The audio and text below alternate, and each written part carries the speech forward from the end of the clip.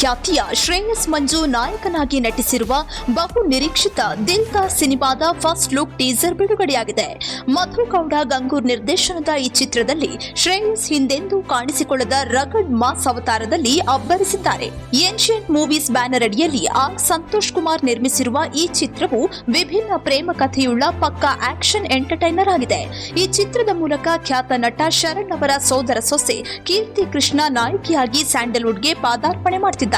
ಚಿತ್ರದಲ್ಲಿ ಸಾಧು ಕೋಕಿಲ, ಚಂದ್ರಪ್ರಭಾ ಒಳಗೊಂಡ ಹಾಸ್ಯ ನಟರ ದಂಡೆ ಇದ್ದು ಭಜರಂಗಿ ಲೋಕಿ ಹಾಗೂ ಆಂಡ್ರೂ ಅವಿನಾಶ್ ಖಳನಾಯಕರಾಗಿ ನಟಿಸಿದ್ದಾರೆ. ಸದ್ಯ ಚಿತ್ರೀಕರಣ ಮುಗಿಸಿ ಬಿಡುಗಡೆಯ ಹೊಸ್ತಿಲಲ್ಲಿರುವ ದಿಲ್ದಾರ್ ಚಿತ್ರತಂಡ ಟೀಸರ್ ಮತ್ತು ಇನ್ಸ್ಟಾಗ್ರಾಂ ರೀಲ್ಸ್ ವಿಡಿಯೋಗಳ ಮೂಲಕ ಭರ್ಜರಿ ಪ್ರಚಾರ ಆರಂಭಿಸಿದೆ.